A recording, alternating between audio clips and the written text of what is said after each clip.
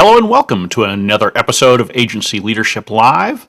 I'm Chip Griffin, and I'll be taking your questions today. And fix the volume there. Sorry if I was a little loud for you as I was getting started. Actually, it looks like it still might be a little bit loud, so let me turn it down. If you're listening, I apologize for hitting too high a level with the audio when I got started. Anyway, that's what happens with live productions these days. So it's Friday. It's noon Eastern time. That means we're doing Q&A here on Agency Leadership Live. I take questions that have come in over the course of the last week or so by email through the Ask Chip functionality on the Agency Leadership website, or I'll take them live if you've got them here. So feel free to share your questions in the chat as we go along here, and I'll be sure to take them. If you've got feedback on any of my answers or you have some suggestions for the questions that I'm getting, feel free to share those too. Whether you're watching live, you can do it in the chat, or if you're watching on replay, just do it in the comments. People will certainly appreciate it. I know I do. Let's see, what else? If you want to find previous episodes, just visit agencyleadership.tv. You can find all of the past videos that I've done right there, so you can tap into previous Q&As plus some of the topical discussions that I've had. And next week, we've got some more great shows lined up, and pretty soon we'll be bringing in some guests into some of these live conversations. I've sort of worked out some of the technical details there, and we'll be able to have additional participation both for the Q&As as well as for the Monday and Wednesday topical shows. Again, we're here Monday, Wednesday, and Friday, noon Eastern time.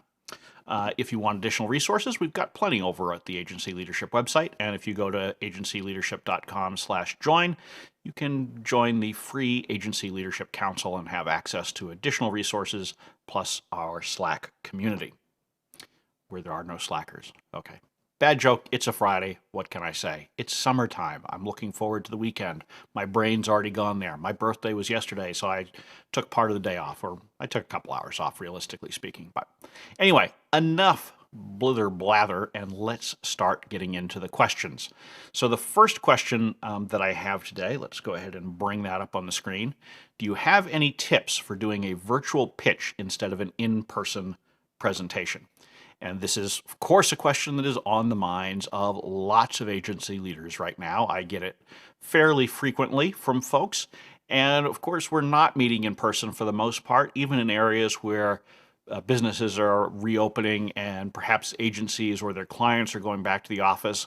There's not a lot of mixing. There's not a lot of occasions where a client or a prospect is going to invite the agencies in person to present their solutions or to meet with them to talk about them. So a lot of this is taking place by Zoom. And we've all by now heard plenty about Zoom fatigue. And I get it. You know, Zoom is something, it's a necessary evil for many of you, particularly if you haven't been using it prior to the pandemic.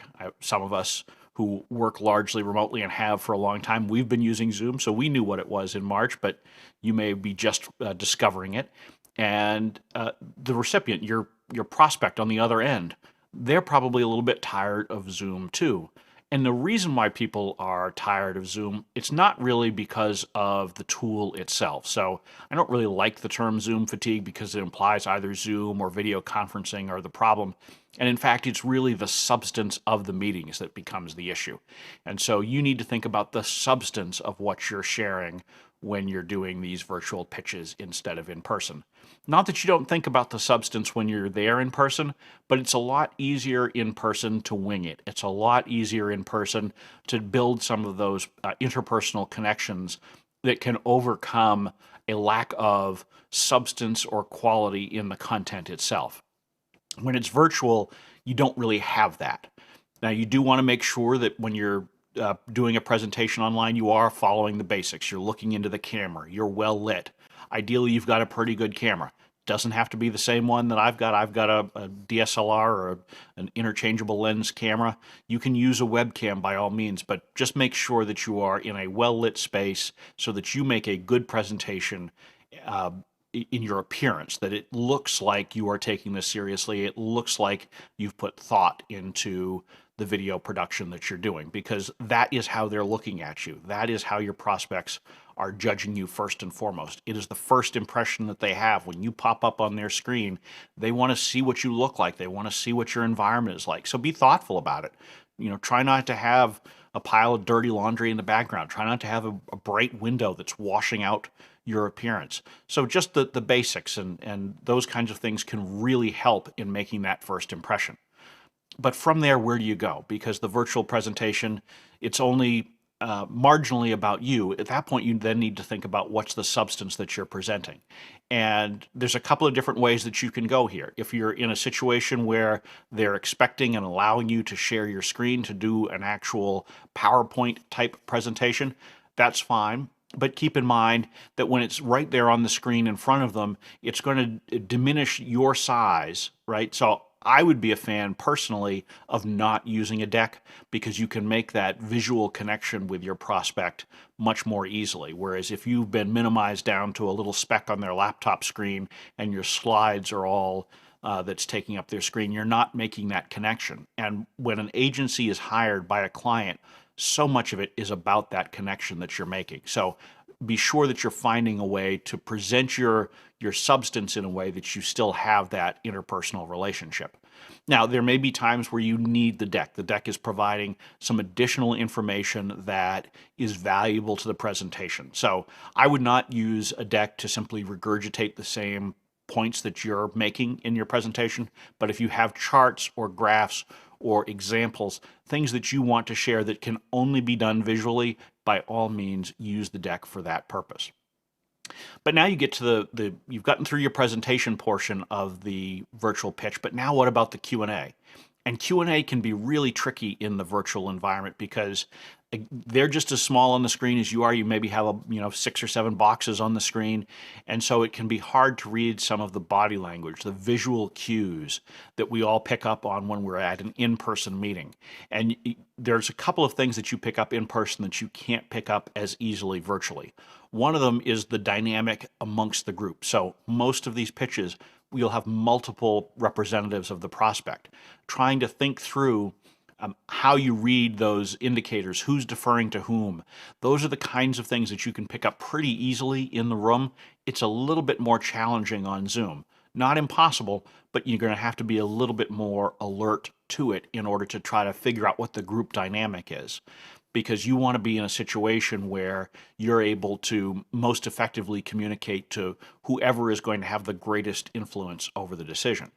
Now, on the flip side, one of the benefits of a virtual presentation is that you can look straight into the camera and everyone on the other end will think that you're looking at them. That's a benefit over the in-person experience where if you've got people arrayed in front of you, you have to keep turning and looking at different people. And the people will know who you're focusing on. And so you may inadvertently focus on the wrong person for a substantial portion of your presentation. Virtually, you don't have to worry about that. So that's a nice thing. Do make sure, of course, that you are looking at the camera, not at their faces on the screen for the most part. Try to focus on the camera because that's how they will feel like you are making that connection with them. So now the Q&A, you have to make sure that you're thinking about how to speak in digestible chunks. It's a lot more challenging on a video conference to read those cues as to when they're done listening to your answer and it's time to move on to the next question. So try to speak sort of like you would if you were advising someone on how to do a media interview. You want to speak in digestible chunks that allows for a steady back and forth over the course of the conversation, because it's very easy to get caught up in sharing a lot of information, trying to demonstrate all your expertise, and inadvertently consuming so much time that you haven't really had a chance to allow the prospect to share their information and ask their questions.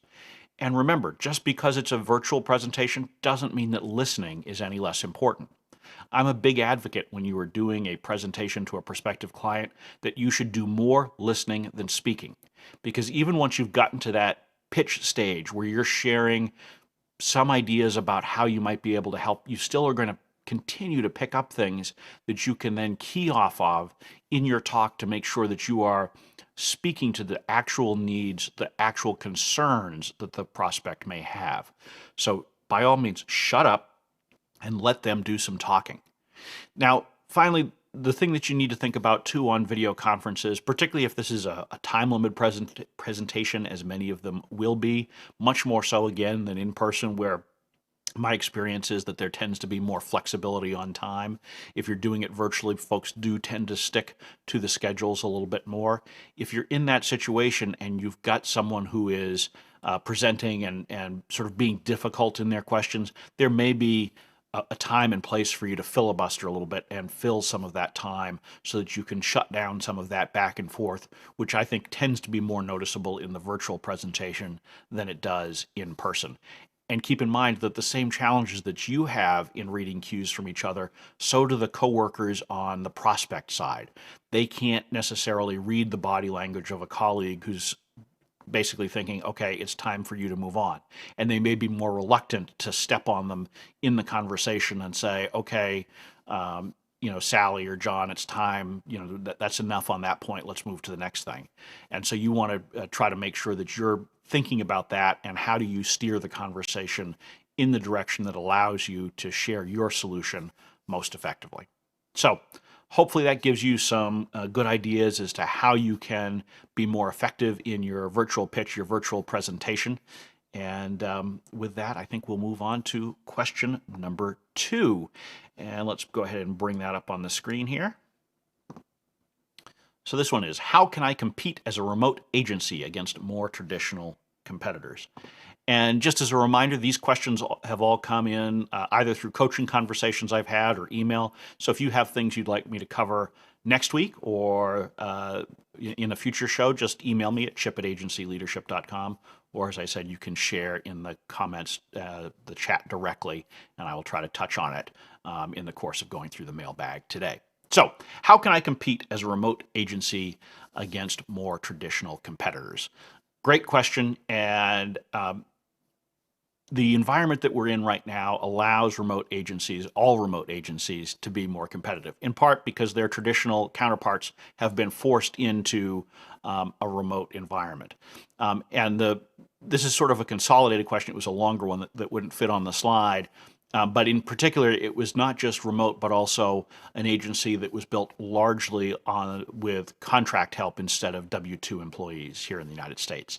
And so trying to think about how that fits in this new environment, I think it creates huge opportunities for the virtual agency, who is virtual both in terms of physical location, but also in terms of how they've pulled the team together. There are a lot of folks who are essentially running what I would call super solo agencies right now. So a solo who's got a whole network of contractors so that they can deliver a broader set of solutions to a larger number of clients than has typically been possible, say 20 or 30 years ago in the more traditional solo agency model. And so you've got some strengths there, but you do have some challenges. And even with everybody working remotely, I've seen a lot of these smaller micro agencies in a position where they get too defensive when they're talking with prospects in trying to explain the merits of their system and how it's just as good as an employee-based model. And so whether you've got everybody working remotely as employees or contractors, you need to be proud of that fact, and you need to assert the benefits of it if it comes up.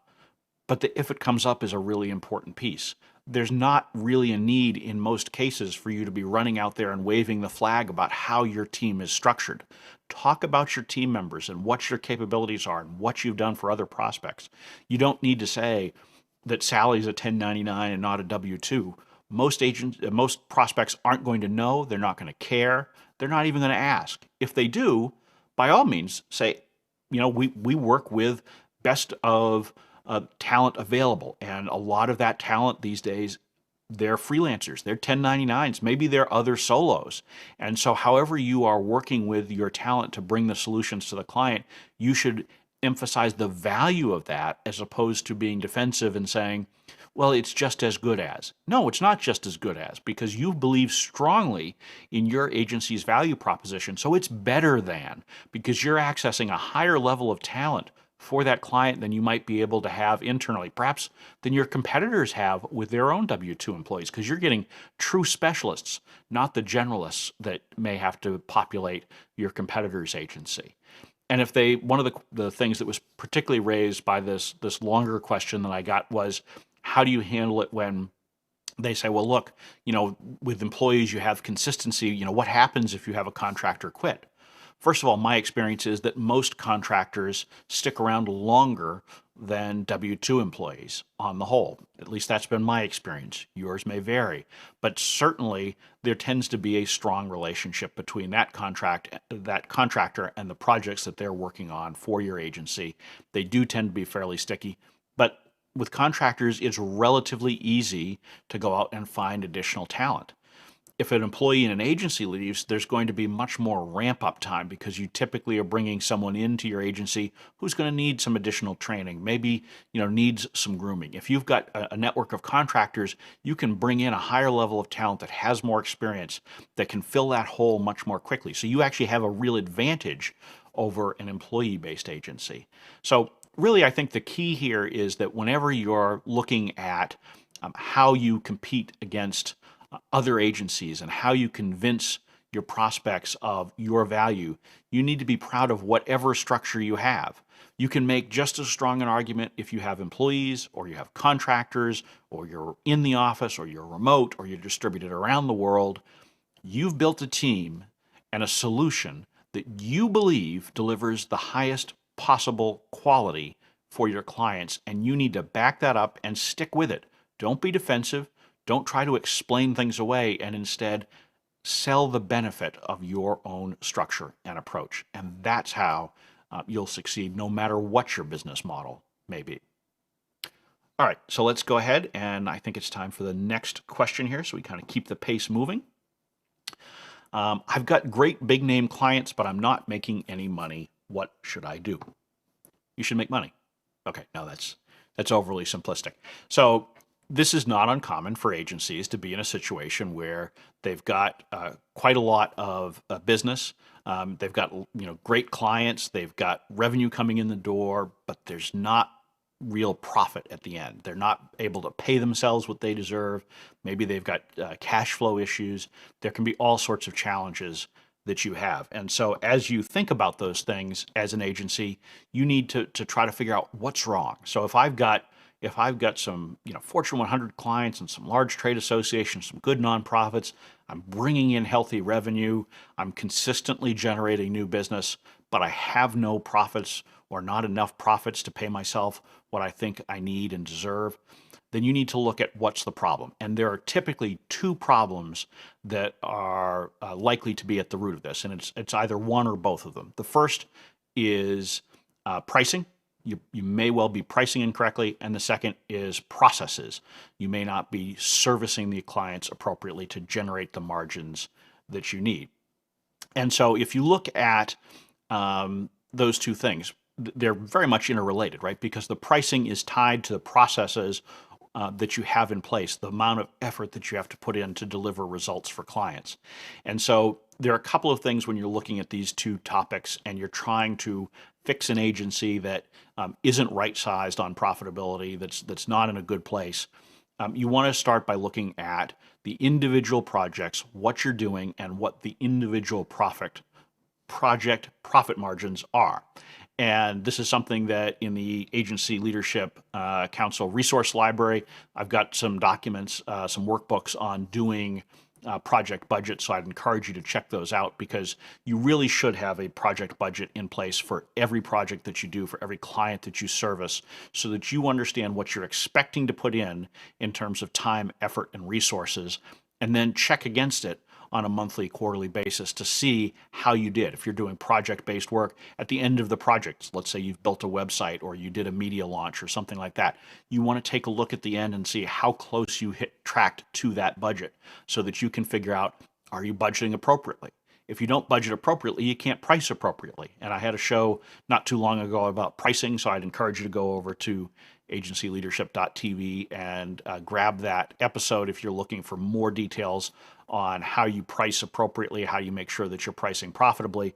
But the basics are that you need to be generating a clear profit margin on each project. Otherwise, you can't have profitability at the agency level itself. And so if you are undercharging, and most agencies are undercharging, you need to figure out how you can fix that. And the lower your profitability, the sooner you need to solve that. And it's easiest to do with new projects. You can set the right prices when you're bringing in new prospects. And you shouldn't be afraid of that. You shouldn't say to yourself, geez, maybe I'm not going to close as much business, because at the end of the day, there's no sense in closing business that you're not able to do profitably. So look at the pricing and try to figure that out and make sure that it's correct. The other piece of pricing is making sure that you're pricing the expectations that the client has. My experience is in looking at a lot of agencies that many times they priced appropriately for what they thought they were doing, but then somewhere along the way in the project, they ended up having to overservice because they realized that the client actually had a different expectation going in. You need to make sure that there is a clear meeting of the minds between you and your prospect before that contract is signed. And I know it's really exciting. You want to try to get every deal over the finish line as quickly as you can because it's exciting and it's an opportunity to start generating more revenue. But don't short circuit the process of making sure that you have alignment between what the client wants and needs and what you plan to deliver. Because if you don't get those two things right, you can't price properly. So pricing is your first thing that you need to look at in terms of why you may not be as profitable as you ought to be. But now let's look at the other piece, the processes. It may be that you're priced right, particularly for the market. There are certain times where you need to look certainly at how your agency stacks up against others, and you need to price competitively if you're going to win business. Doesn't mean you need to be the lowest price solution, but you need to be in a position where you're not coming in and saying you're going to charge 5 times as much for the same value that someone else is going to generate, right? So you need to be thinking about that carefully. And if you're in a position where you've got competitors who are pricing lower and they're running a smart business, it may be that your processes aren't there. You're being inefficient. You're either over-servicing clients unnecessarily. In other words, you're doing more work than is needed to meet the client's expectation. Or it may be that you are simply inefficient because you've got perhaps the wrong team members, you don't have good systems in place so that you can do things on a repeatable basis. It may be that you're trying to service too many different types of clients and types of projects, so you never really achieve the economies of scale that you get. So let's say that you're doing YouTube work for one client, and you're doing writing for another, and for a third you're doing some design work, and for a fourth you're doing media relations. You're doing a little bit of everything. If you do that, it's hard to get the right processes in place that will allow you to be efficient enough that you can offer competitive pricing, because you're having to maintain too many different specialties. You're not able to say, okay, yes, we know this worked for client A, so now we'll reuse the same system for client B. You can build checklists and other processes to expedite the completion of tasks for your clients. So look at your processes and make sure that you're being efficient, you're not over-servicing, and you are finding the best way to meet those expectations that your clients have. So processes and pricing, those are the two things that I would typically look at if you're in a situation where your agency isn't generating the kinds of profits that you think it ought to be. So hopefully that helps. And let's see, while I've been talking here, I got a comment from Robert Udowitz. Great advice on pitch presentations, Chip. I had a client with a corporate policy preventing them from using a shared video screen. This presented a lot of unique problems, but in the end, everyone was forced to pay closer attention, and it actually improved the discussion and a greater outcome. A dark horse agency came out ahead of the pack. Always great to hear that. Thank you for that comment, Robert. And it is, you're absolutely right that you need to be really aware of what the technology limitations of your prospects may be. So make sure that you're having conversations before you have a pitch, and you're able to understand what are the parameters of the presentation, not just in terms of time, but what technology are they expecting you to use, what can they support, how will people be consuming it. Most people will be consuming on their own screens these days, so it makes things a little bit easier. It used to be that if you were doing a virtual presentation and your client was in the office, you had to deal with, can their IT department project it onto the screen appropriately, or people get listening just on a a Polycom audio conference style.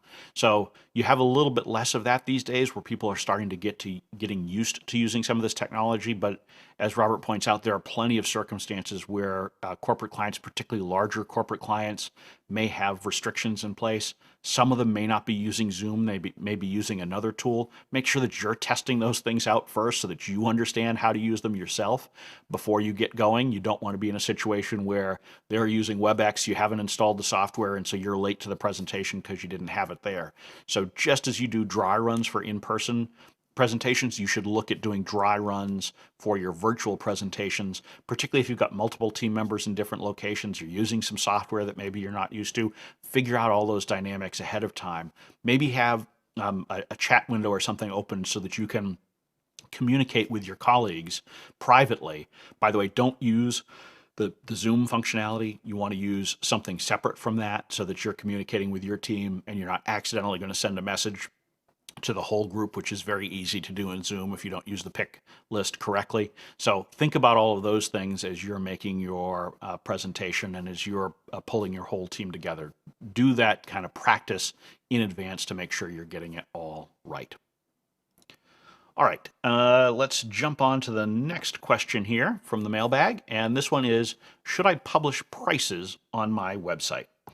And this is, again, a popular topic, comes up quite a bit. How transparent should you be? I think in some previous episodes we've talked about, whether you should be the first one to name a price or the client should be, and, whether you should talk about, your price ranges when someone says, what do you charge? So this is sort of an extension of that. And I think, as anyone who has listened to me regularly knows, and if this is the first time hearing me, you'll hear it for the first time here, I am a big proponent of being pretty transparent about your pricing. You should certainly be sharing the ranges of projects with your prospects so that you can qualify or disqualify people quickly. There's no need for you or the prospect to waste time having a conversation about a solution if they realize that your price ranges, your minimums, are beyond what they can have. So should you publish prices on your website?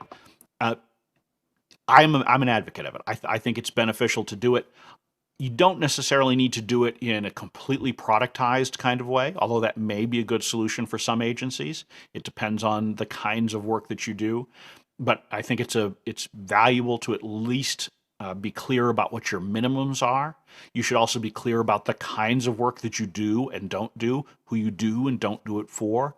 The more that your website can help to disqualify the wrong people, the more it means that the right people will feel included and that you'll be having the conversations with prospects that are the best fit for you. It's very valuable for you to be looking at how you are structuring the information on your website to speak to your ideal client.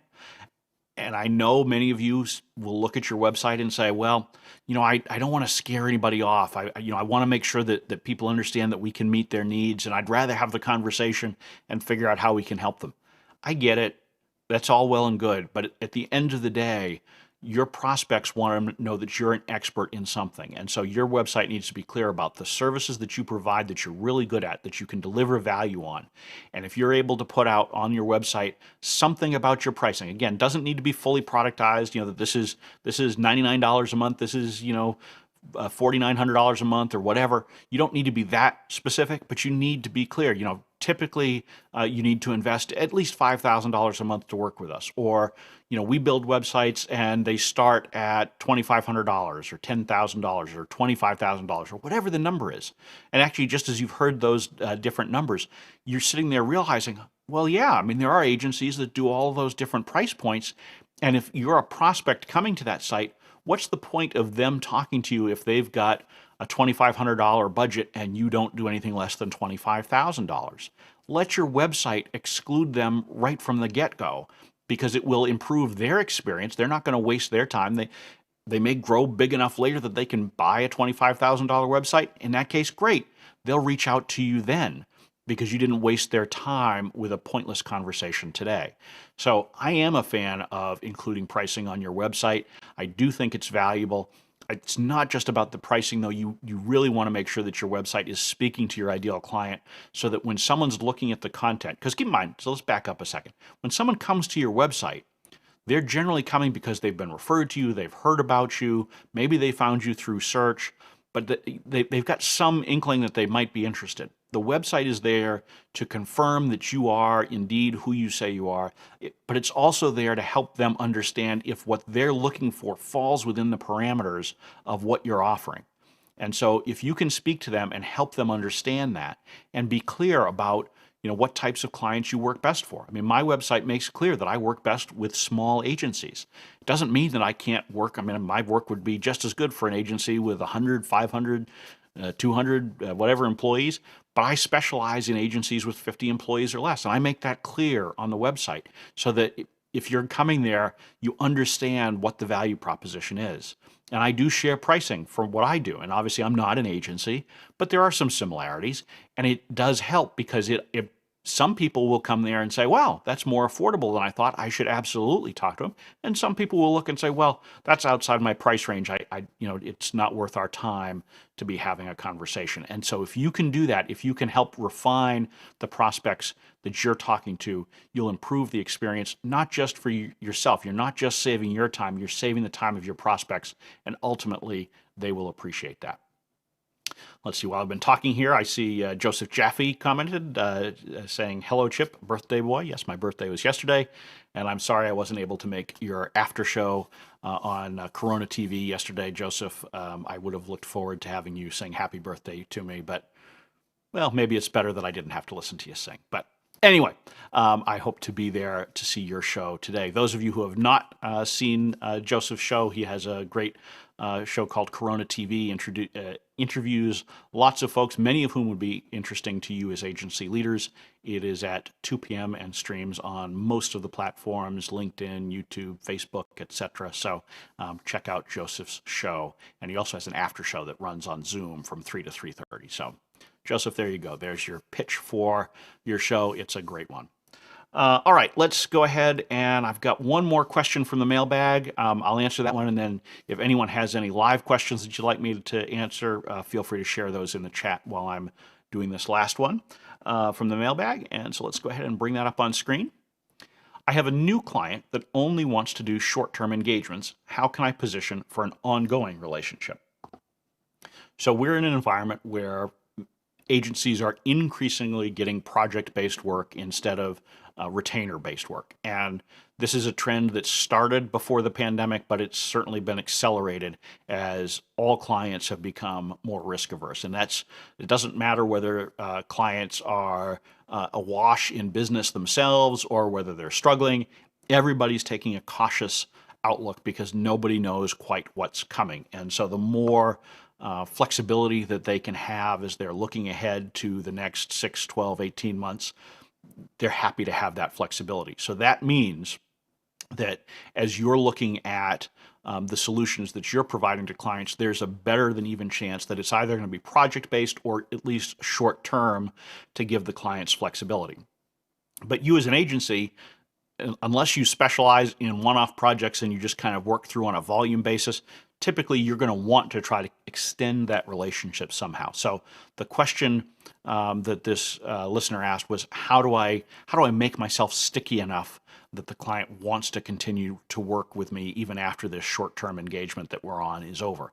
And there's a variety of different tactics here. I mean, the first and foremost is you got to knock out of the park the work that you're doing. You've got to do a good job. If you're not producing the results that they're looking for on your initial project or your first few projects, there's no way they're going to extend you. So you need to be, sort of checking that box that you are delivering on the expectations that they had.